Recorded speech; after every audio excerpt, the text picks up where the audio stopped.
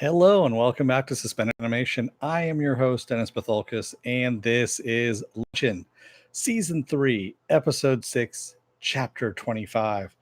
Welcome, everybody. And yeah, that was a fucking weird episode. And some of you who really don't watch Legion probably say, well, they're all really fucking weird episodes. But yeah, this one was a little bit weirder than usual since I'll get into it in just a minute here. Let me take care of some business first. If you like what you see here, hit the subscribe button, also hit the like button. You can hit the dislike button. I just ask you to go down in the comment section. Tell me what it is you don't like. Give me some constructive criticism of what it is you don't like.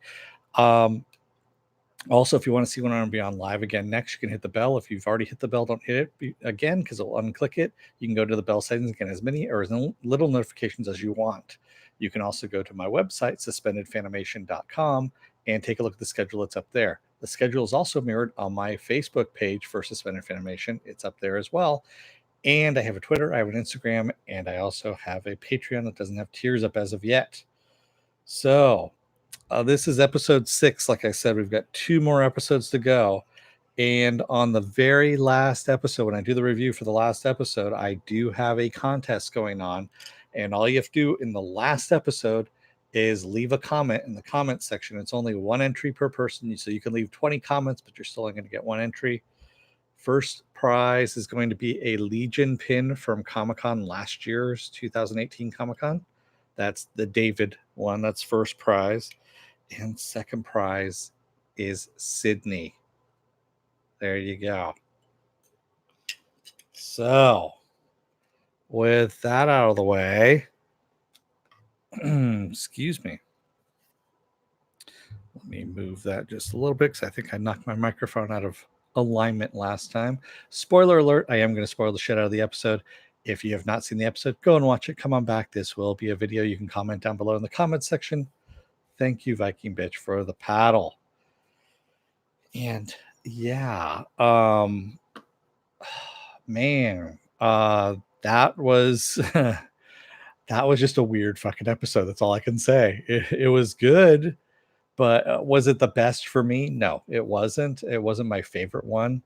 It had a little bit of everything though in this thing. Really, it did. I do like how we see what finally happened to Oliver and Melanie. They are out in the astral plane, in this little forest, and Oliver's out with his little red wagon picking up items that are popping up in the astral plane. As he puts it, the astral plane was like a magnet for lost dreams. And so he's finding a lost sock here, a stuffed toy there, just all kinds of stuff. And then he finds a baby. Yeah, he finds a baby out there in the woods and in a bassinet. And so he puts it in the wagon and he comes across a guy in a top hat and he wants the baby. And Oliver's like, no, you could go find your own. And Oliver's actually at his house. And who comes out but Melanie? And Melanie shoos the wolf away and he kind of growls at her. We find out the guy in the top hat is actually a wolf. And he growls at Melanie but runs away. And then Melanie asks Oliver, or she puts husband, she goes, what he scavenged for the day? And he said, half a sandwich, a sock, and a baby. Yes, he also finds lost mines. That's exactly it, Viking Bitch. So, yeah, the astral plane has a whole bunch of different things that, gets attracted to it like a magnet. And lost mines are one of them. So, of course, the wolf... the baby told Oliver that her name is Sydney. And we hear the wolf banging on the door. As a matter of fact, it shakes the entire place. And he's shaking it a lot. And Melanie's like, don't answer it. And he's like, I have to. He goes, remember, he blew the other place down. And that was made of paper. But this is made of sturdy straw. It should last a little bit longer. And finally, he gets up and opens the door. And the wolf is there with someone named Cynthia, who has lost all hope. And she's got a lot of syringes. And does Oliver want to come out and have some fun? Because, she's also lost her virtue as well, which is great for a guy like the wolf. And Melanie sends him away. He's like, oh, is that soup? Can I come on in? She's like, no, and he kind of growls at her, and she shoos him away, but she brings Cynthia in for some soup. Yeah, the big bad wolf blowing down houses was a little bit on the weird side, but funny at the same time. So we see Sydney grow up. She's a little girl now at this point, and she's running around the woods playing. And Cynthia is reading, and also, we see her play a little bit with Sydney here and there. And she's scavenging with Oliver. Excuse me, God, that's my brain is just gone at this point. And I love how he asks. He goes, "Do you know?" She asks him, "How come some songs make you happy and some songs make you sad?" And he goes, That's an interesting question," which I love considering that he's a musician in real life. Do you know the difference between a major and a minor chord? And she says, "I'm only 5." And he says, "That's no excuse." And he's going to teach her, of course, of the other ways. And so she's walking a little bit further, and he goes, "Don't go that way." And she says, "Why not?" And we pan around and we see what's in front of her. And they are standing on the edge of a planter box. So we see that they had actually been living in a planter box in the city. That is where their forest is. They had pulled back a little bit, and we had seen this planter box in a city up on a ledge, like way high up. And she asks him what that is, and he says that's the city. At first, he didn't know what it was. He couldn't remember the name, and then he remembers it's the city. And he tells her it's the real world, and he'll tell her about that when she's older. And because mommy right now is making stuffed animal pie, and we don't want to be late for that. Yeah, I'm pretty sure Legion does have my mind, Joe. It always does. So on the way back, of course, Sydney sees a dead fox in a tree, and the wolf is telling her about death. And he goes, "Haven't your parents ever told you about death?" And she goes, "Yeah, it's a part of nature. Death is a part of life." And he's like, "Well, no, your parents haven't taught you anything." And she runs off. She goes, "Have they even taught you anything about life?" And as she's running off, he goes, "And what about chlamydia? Have they taught you about chlamydia?" He has an obsession with chlamydia for some reason, this wolf. Yeah, very weird, because he actually at one point was saying if they're going to teach the baby, about chlamydia, and it's, man. So Melanie tells Sydney a bedtime story about a little girl who has the power of empathy, and how she felt all the animals around her and their feelings, but it was too much for the little girl. And I can't tell if she's talking about Sydney or if she's talking about herself. Yes, right. Chlamydia and herpes. That was the other thing that he had a little bit of an obsession with. And we see Cynthia go out into the woods, and she meets up with the wolf. And the wolf asks if she ever missed her parents in the real world. And how her mom was a lush, and how he loves that word lush. And how when she tucked her in that bed at night with little flecks of vomit in her hair. And I mean, he's just gone into some really gory detail, and he goes, "How about Kenny? Kenny really misses you." And Cynthia says, "Kenny used to beat me." And he goes, "But he really misses you. He's really sorry. He's never going to do it again. Why don't you come on back?" And he goes, "Well, what about this?" And he pulls out some heroin. He goes, and she's like, "Yeah, I don't do that anymore." And he goes, "But heroin's good, heroin's, it's fun. It's what the light bulb does not fear the dark." Why does the light bulb not fear the dark? Because the dark allows the light bulb to shine, as he puts it. Which is an interesting analogy, but also just so freaking user. I mean, yeah, shine for me is what he tells her. Yes, shine for me. And that is just evil right there, and very manipulative. Who killed Kenny? Yeah. So they're having breakfast the next morning, and we notice that Cynthia is absent, of course. And we flash a little bit forward, a little bit more, and Sydney's a little bit older now. She's in her she's probably about 10 years old now at this point. And Melanie is telling her where babies come from. She's like, "And that's where babies come from." And Sydney asks, "And what's chlamydia?" She goes, "Well, where'd you hear that word from?" "Oh, from the wolf." She goes, "Well, how a cold is a virus, and that passes on from person to person when someone sneezes on you." She goes, "Well, chlamydia is kind of like a cold for your vagina." which I thought was a pretty good analogy, honestly. It yeah, just a weird thing. And Sydney's like, bodies are weird. And she's like, yeah, sometimes, but they're also beautiful, is what Melanie is telling her. And yeah, this wolf does get around quite a bit.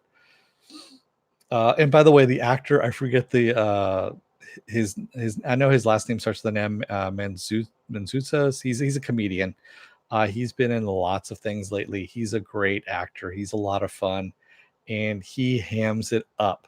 I mean, just totally hams it up in this, which is great because that's what you need to do sometimes with Legion. So she's also having bad dreams. Sydney's having bad dreams, and she's remembering things that happened with David in the real world. And Oliver and Melanie are discussing this whole thing about her dreams and how she might go back to the real world one day. And don't we know her from someplace from before? And Oliver's like, there was no before. There was only us, is what he says. Because he honestly doesn't remember things either. Remember, he gets lost sometimes when he goes out into the astral plane, and he forgets about the world at times and things about the world, especially if he's been in the astral plane for too long. So that's why he doesn't remember her or the world for that matter, all that much. And so Sydney, Melanie wants Sydney to tell Oliver about her dreams, and she tells him, "I don't remember." And he goes, "Really?" And she says, "Yeah." And he goes, "Okay, well, you'll tell them to me when you feel like it." And he says, "I'm not going to pressure you," kind of thing. And we see her again having dreams that night of Legion grabbing her in David's mind and just swallowing her in. And of course, she's just having really bad dreams at this point. So she's in bed sleeping. Oliver is getting ready to go into bed there, and he's telling Melanie good night. And he gets into bed, and we hear the wolf outside huffing and puffing, and he blows the straw house down. And Oliver says, "We have to move." A coal for your vagina is the name of your new metal band. That's nice. That's a good one. So they move to the city from the woods at this point, and the city is kind of nasty. It's kind of like late 1800s, early 1900s London or New York or something like that. And he's still scavenging a bit here, but they're also making shoes. And Sydney wants to learn about the real world. She's older now. She's 16, and she figures that she can learn about the real world now at this point because he promised her that when she got older. And she says it feels like she's supposed to do something, but she doesn't know what it is. And Oliver says that the secret of life is you feel safe when you're young, you'll feel safe when you're old, is what he tells her. And that's what they're doing, is they're teaching her. They're not protecting her, they're teaching her, is what they're doing. Excuse me here, just moving that around. So Sydney goes out in the street, and there's a lot of people that are drunk, debaucherous kind of thing. And she sees a beating heart in a box just laying there on the street, and she goes to touch it. And Cynthia comes by and tells her, leave it alone. It's usually there. Somebody leaves it there because they're bitter about it, is what it is. It's filled with bitterness. And Cynthia has kids. One, a little girl who's a drunk and says, you want to try some vodka? You like vodka? And she goes, no. Well, I don't know. Maybe. I haven't tried it, And then there's a boy who has he's got a long coat filled with watches, just all kinds of stolen goods. It's all stolen goods at this point. And Cynthia says, "Oh, they probably don't remember me. Your parents probably don't remember me." And she goes, "No, they do. We talk about you all the time. We want you to come home." And Cynthia's like, "Oh, really? Well, I live here now." And she's like, "I live down here. It's just down this alley." And she goes, "Do you want to come and join us? We've got video games. I've got all the latest cereals," is what the boy says. "And Jerome would be happy to see you too."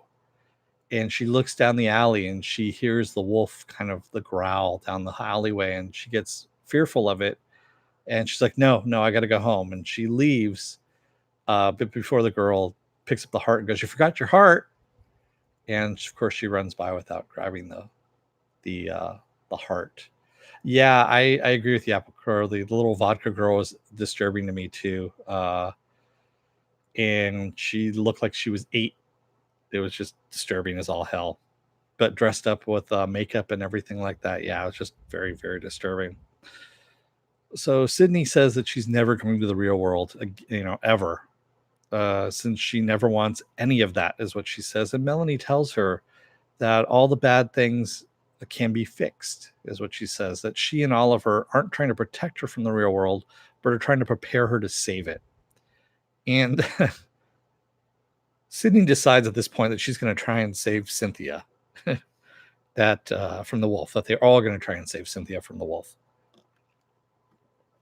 And we see the house at the end of this alleyway. We kind of go down the alleyway where Cynthia lives, and we see the kids sitting outside this shack at the end of the alleyway. And we see a full bottle of vodka come rolling down there and stops at their steps. And the girl gets up, goes down, grabs the vodka, looks at it, and kind of goes, And the next thing we see, they're both passed out on the ground. And Cynthia comes out to investigate what's going on. And Oliver and Sydney both grab her and put a hood over her head, put her in the wagon, and take her back with them. And she goes, well, maybe he won't notice, is what Sydney says. Maybe the wolf won't notice. And Oliver says, don't be naive. He goes, well, we're not raising you to be naive. You can't be naive out in the real world. And he's definitely going to come for us, and he's going to come for us hard. And this is going to make you grow. This is what's going to make you understand what's happening here. It's a learning experience, essentially. So Cynthia gets unhooded at their house, and she's growling at them and snapping.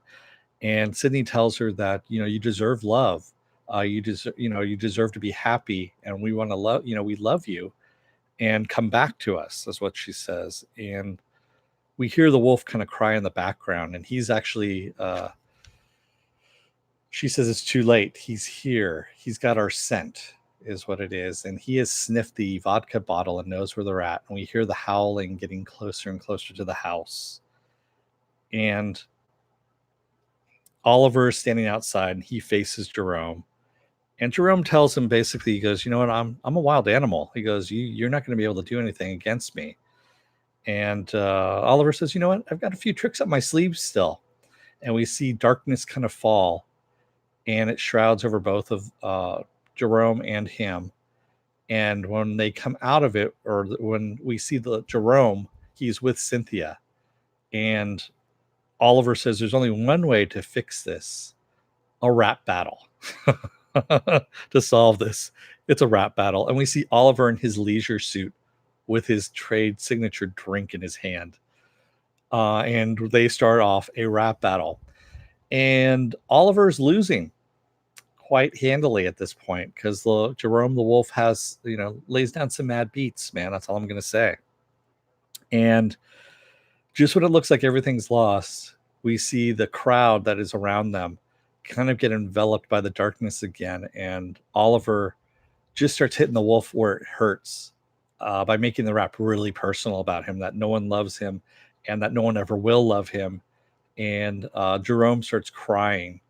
And we hear the crowd approve of Oliver's, rap that he's won at this point. And before he can finish him off, Cynthia comes in and says, wait, don't kill him. And she says to him, that just because, they belong together. She goes, don't kill him. We belong together, is what she says. And she leaves with Jerome. And the darkness lifts. Oliver's still in his leisure suit. And Sydney doesn't understand. She's like, what's going on? And, Oliver explains, he goes, some people don't want to be saved. Which I was sitting there thinking about it. I'm like, okay, so David really doesn't want to be saved at this point. This is where we're going at with this, is that, Melanie even says, some people, that's the final lesson that we have for you, is that, some people don't want to be saved. And it's just like, shit, she might actually have to kind of let David self-destruct in a way, without him taking down the world with it. So it's going to be a weird way of doing this, but yeah.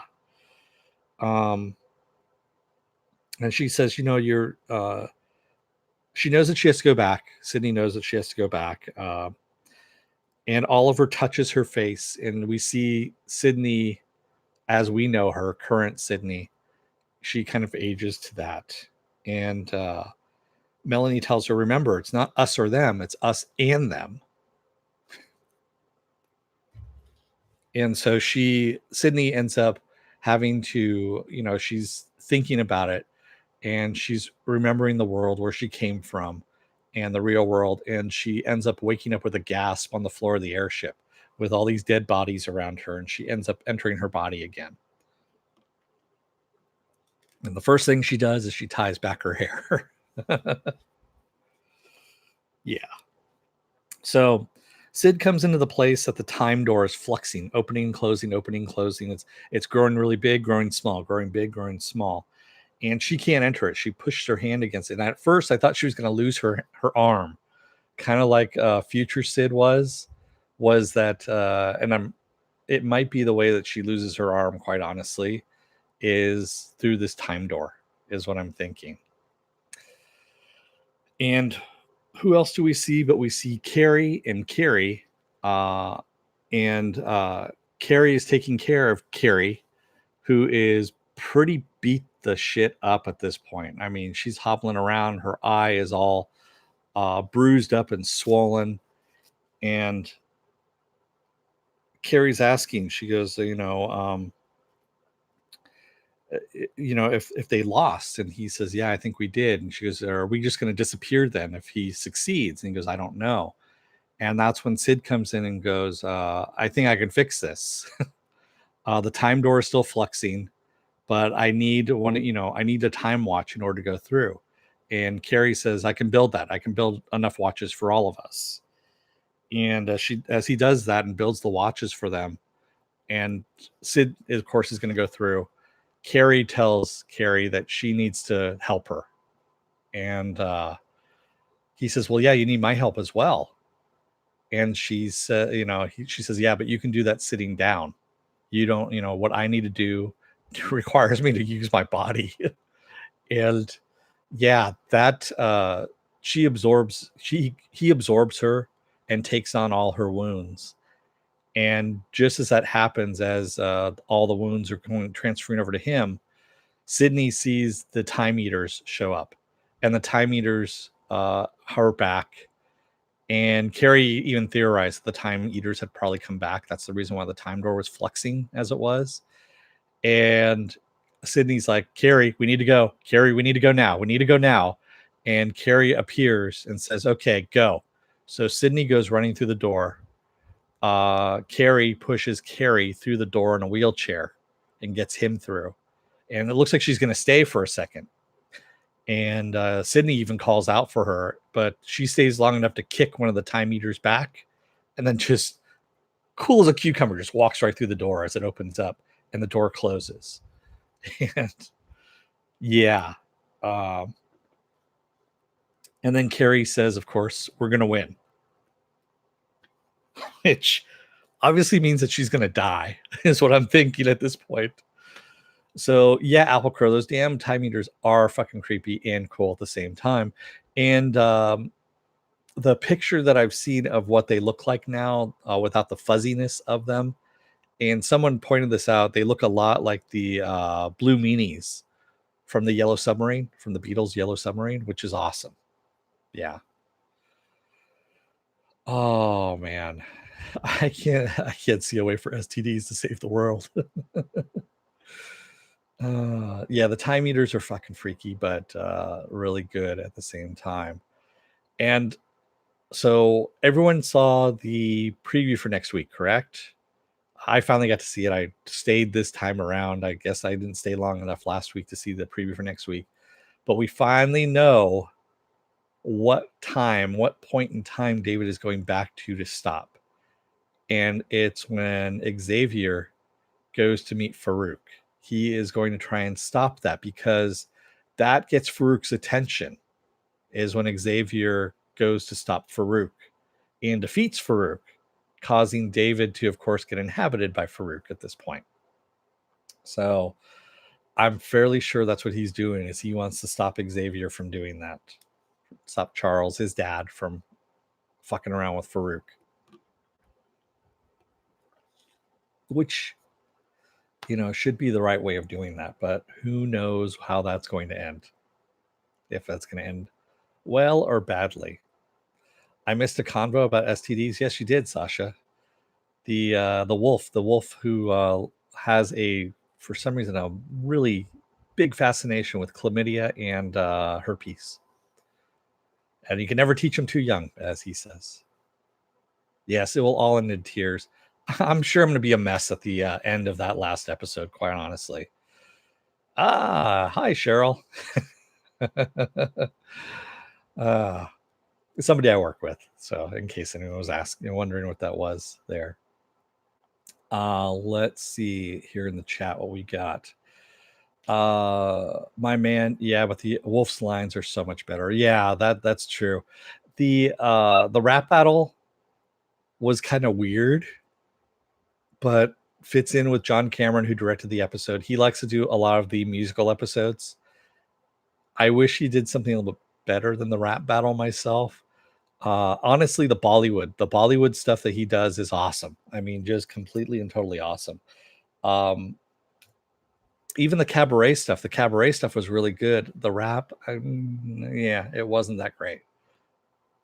But let me see what else people are saying here.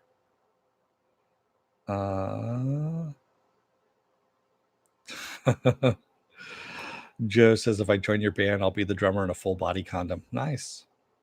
Yeah. That's because Viking Bitch said a cold for your vagina is the name of her new band, her new metal band. Yeah. Oh, man.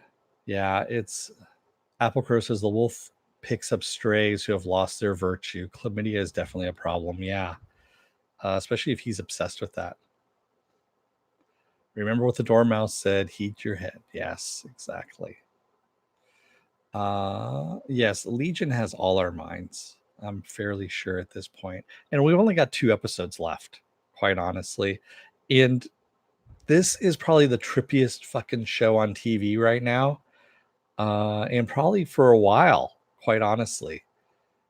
I'm going to be hard pressed to find a show. I mean, well, Doom Patrol is a close second. I have to admit, Doom Patrol is a close second.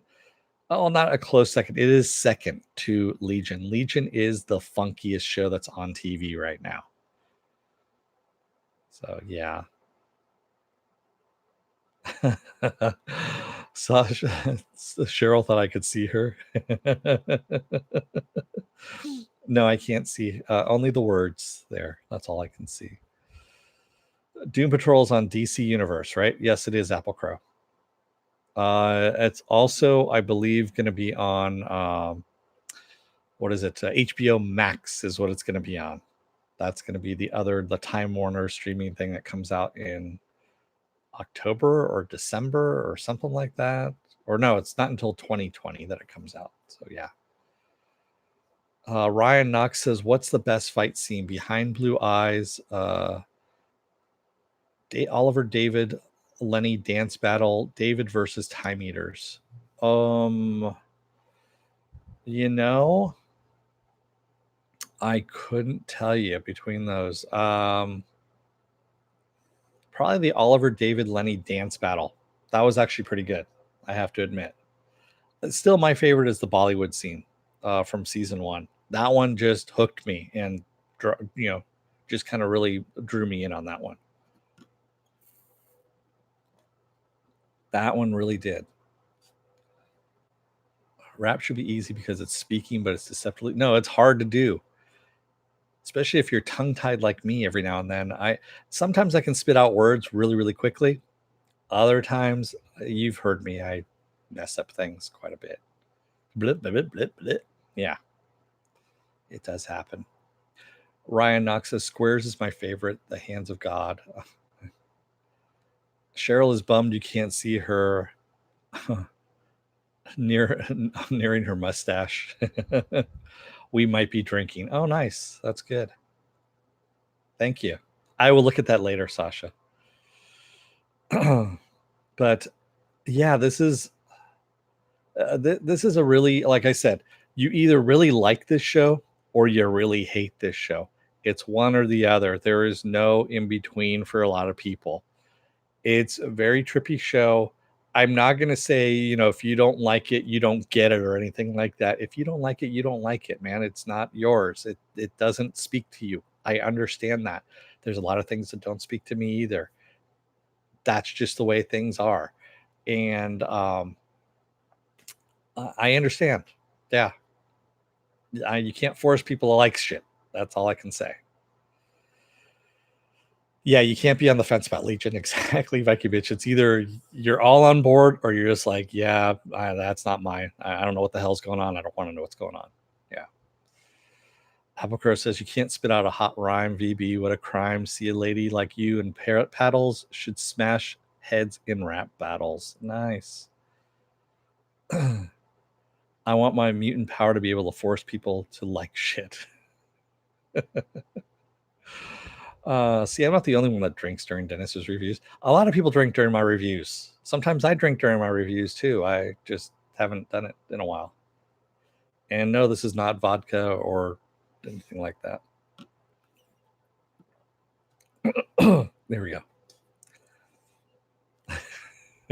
No, it's just honestly, it's iced tea is all it is. Which is kind of warm on the moment. Ugh, that's all I can say. 2 stars bourbon. Last bit of the bottle. Won't be getting a second. Rum and Coke. Nice. Everyone's telling me what they're drinking. Oh, man. Is it blue? It's always blue, Ryan. It's always blue. So, another good episode. I mean, like I said, it wasn't the best episode this season for me. I'm trying to think what's the best episode so far this season that I had. I think the Time Eaters. The Time Eaters is probably the best episode that we've had this season for me so far, just because it was weird and did things that I've never seen before on a TV show. I probably will never see again on a TV show. And yeah, David's attack was good, but the Time Eaters was so much better. I mean, the Time Eaters was something that was just heads and tails above everything else, quite honestly. Blackberry production. I'm on Staten Island #2. It's a Long Island, just more to love. Interesting. Nice.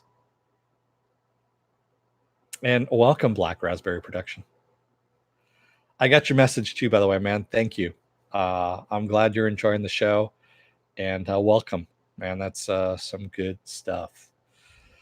Ryan Knox, David versus Time Eaters. His power, his ability to burn them while Amal had to duel them. Yeah, exactly. That's the whole thing. You can see that David is a lot more powerful than Farouk is at this point. Time Eaters was something that has been tried before and was done just perfectly in this. Yeah, exactly. That's what I mean. I've seen something like it before, but it was kind of half-assed and it wasn't well thought out. Whereas this was actually thought out, well executed, and done in a way that was comic book, but also cinematic and avant-garde and just weird, but again, and creepy as all hell, but also interesting. And it was something you couldn't look away from. And also mixed with the sound, bringing the sound into it too. We've said this before about Legion. Legion is audio and visual, just perfection. He brings things together.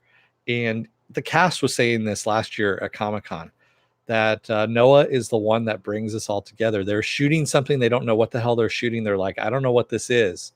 And then Noah goes back into his room that he's got. He fiddles around with the footage and stuff like that, shows it to them. Like, oh, that's what you're doing. That's fucking, that's awesome. And they don't even know what's going on. Even the production crew does not know what's going on with what he's got in his head. And yes, Noah should be doing everything.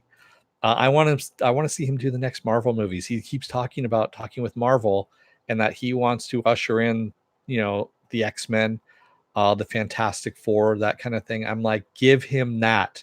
Give him the Fantastic Four. I want to see the Jack Kirby Fantastic Four, that weirdness, the Kirby crackle. I think he could bring the Kirby crackle in very. I know Watiti did a great job of bringing in the Kirby crackle, but I think that Noah could do just a little bit better. Yeah. Let him do what he wants.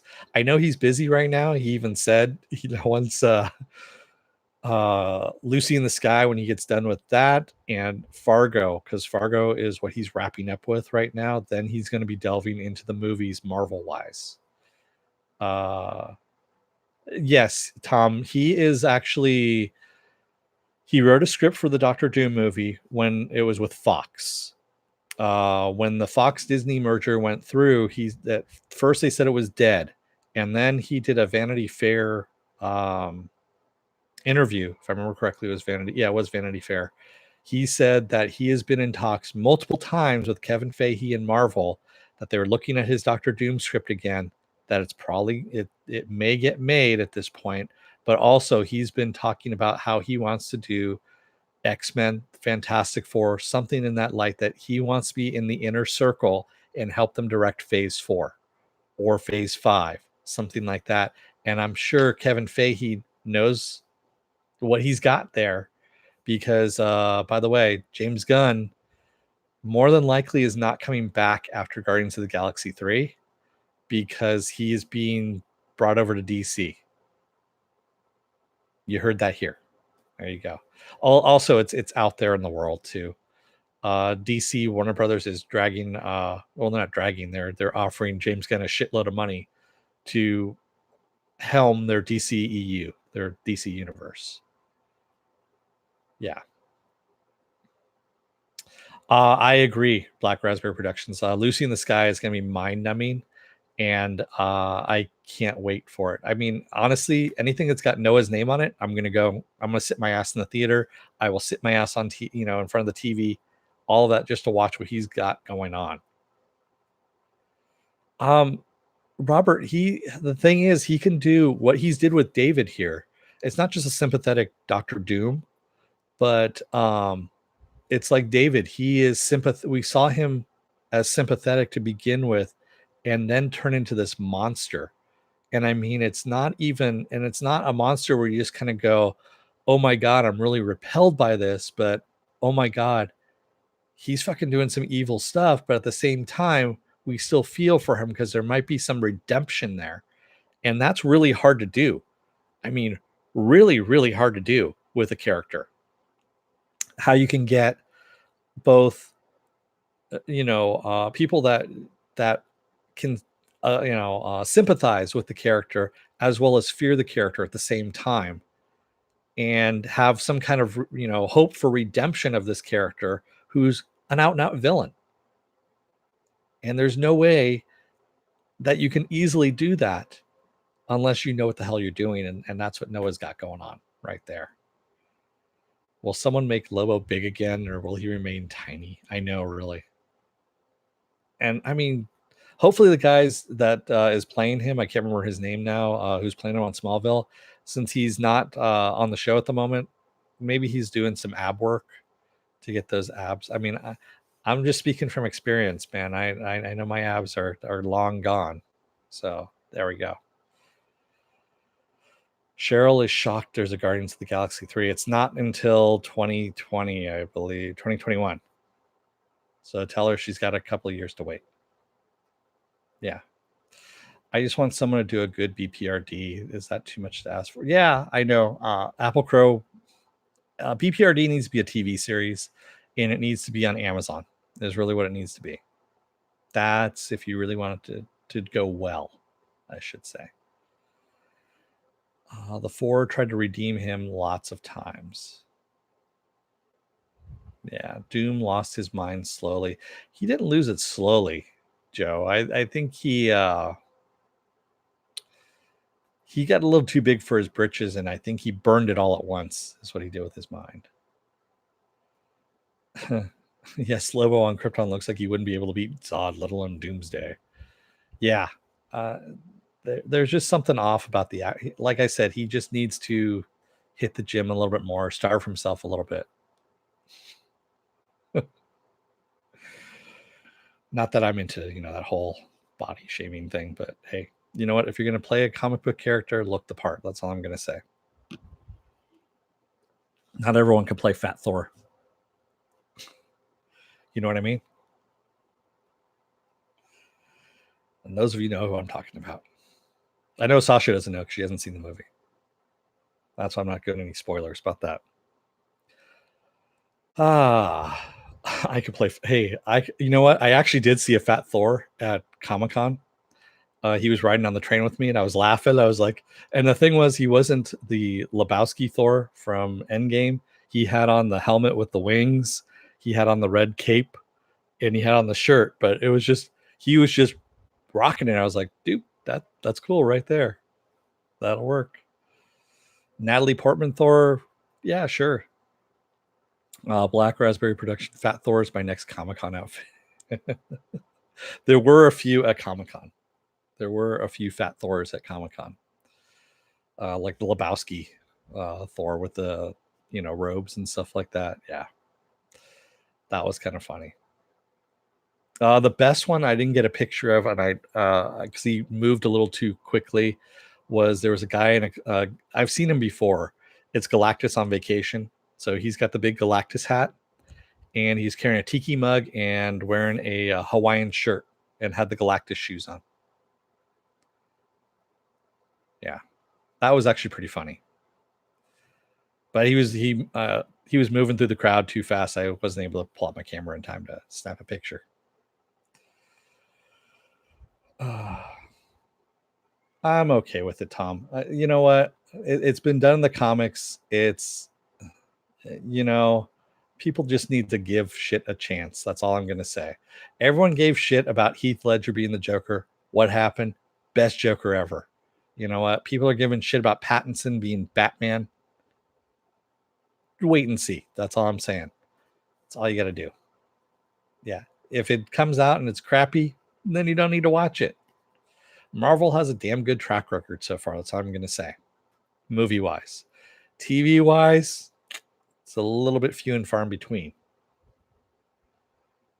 Yeah. No. All right. With this said, like I said, with that said, hit the subscribe button, hit the like button. Also, if you want to know what I'm around next, hit the bell. If you've already hit the bell, don't hit it again. It will unclick the button. And you can go into the bell settings again, as many or as little notifications as you want. You can also find out when I'm going to be on live again next by taking a look at suspendedfanimation.com. That's my webpage. It's got my schedule up there. I've also got it mirrored over on my Facebook page. I have a Twitter, I have an Instagram, and I also have a Patreon, but I don't have any tiers set up at the moment. So I'm looking forward to next week. I really am. I really, really am. That's going to be a lot of fun. And time travel again is something that I like. Yeah. All we're saying is give shit a chance. Exactly. John Lennon is spinning in his grave. I wasn't actually paraphrasing John Lennon. I was just saying give shit a chance. That's all I'm saying. Sad to lose Legion, but man, what a ride. Exactly, Apple Crow. It's one of those things that it was lightning. It's lightning in a bottle, quite honestly. We're never probably going to see the likes of this again anytime soon, at least probably not in my lifetime. But yeah, it was some good stuff. Could Legion be part of the Mad Multiverse? Possibly. It would be nice to see it, but I don't think we're going to get any TV stuff. Well, I take that back because this doesn't have Jeff Loeb attached to it, and it doesn't have Ike Perlmutter's attachment to this either. Legion. Pretty much, Fahey has said that anything that is not that is ABC Studios is not part of the MCU, is what he said. So that's your Agents of S.H.I.E.L.D., Cloak and Dagger, Netflix, All of that stuff is all ABC Studios productions, and none of those are part of the MCU. They are not canon. So they will never, ever be part of the MCU, those versions of those characters. But Legion is not part of that. It is something else completely different, as is Deadpool. Deadpool is something else, even though it's a movie, is completely different. So, yeah. Christopher Heckman, I didn't think X-23 would work, but she did. Yeah. That was on just before this episode, actually, was Logan. I can't watch that movie ever again because it's just depressing. But the last 5 minutes of it, I can watch. That's fine. Everything else leading up to it's like, Jesus, man, hide all the sharp instruments. Yeah, Apple Crow, Noah would do a fucking badass live version of the Venture Brothers movies. And I know that Doc Hammer and Jackson Public want to do a live action Venture Brothers movie. So yeah, that would be really awesome. Oh man. Vanessa Kirby. Yeah.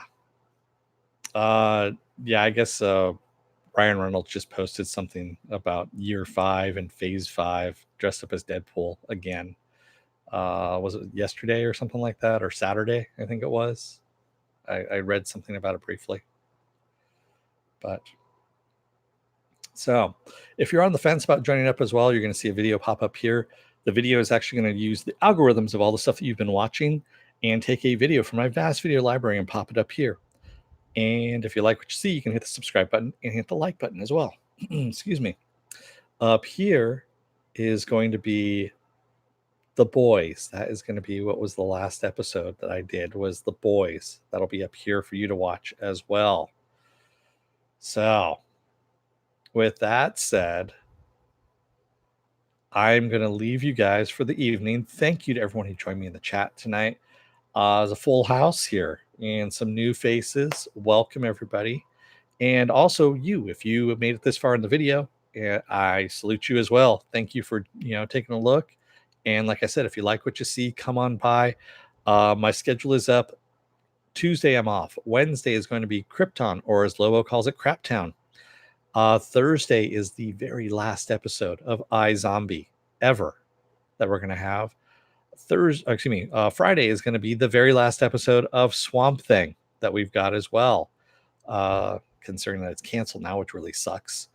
And Saturday is going to be Saturday Morning Blast Off in the morning. That is where I take the genre news of the week, talk about that and any of the genre stuff that you guys want to talk about. And I guess I'm controversial because of what I said on the last Saturday Morning Blast Off of things I didn't like, or that I'm not into, I should say, not didn't like, just not into. And then Saturday afternoon is The Boys episode 2.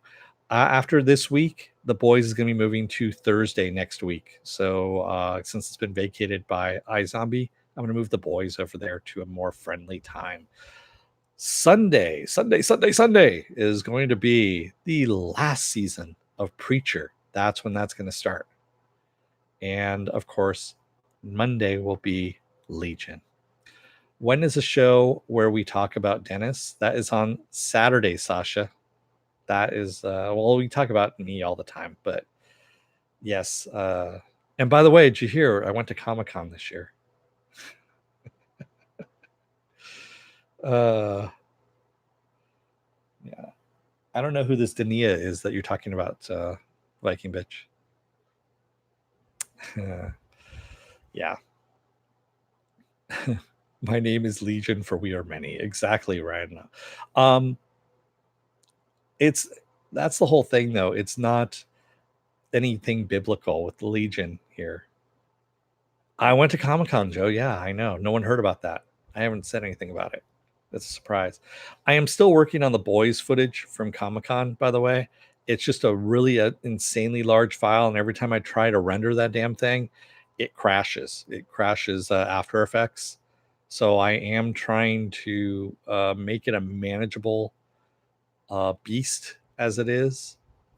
So it's hard to it's hard to get together there. So yeah, it's for a while there. I'm going to be doing Well, I don't know what's on Fridays now for DC Universe. I think DC Universe is going to be blank for a little while, for at least a couple of weeks, until Titans comes back on September 6th. Because Harley Quinn, the animated Harley Quinn, does not show up until October. They're still doing Young Justice season 3. They're releasing an episode a week, which is just painful that it's taking a week for them to. That's one of those things I wish they would just dump it all at once. It's an animated series, and yeah. I didn't want to say size, Sasha. You don't know what I was thinking. Young Justice, Ryan Knox, Outsiders, yeah, Outsiders, yeah. And laugh out loud. I'm finished The Boys, and I'm watching for a second time. Yeah, me too, Viking bitch. I finished that up on, was it Sunday? I don't remember when I finished it. No, I finished that up Saturday. That's right. I finished it Saturday, and of course, I'm redoing it again for the reviews here. So that's it. 5 a.m. over here in the UK. Oh man, O'Neill Smith, thank you for being up, and welcome, by the way. So I'm going to let you guys go for the evening. Like I said, thank you to everyone who joined me in the chat. Thank you to everyone who's watching out there. And I will see you on Wednesday for Krypton. Until then, don't let the door hit your ass on the way out, because otherwise you may have a time eater right behind you as the door is closing. Thanks, everybody. Have a good night.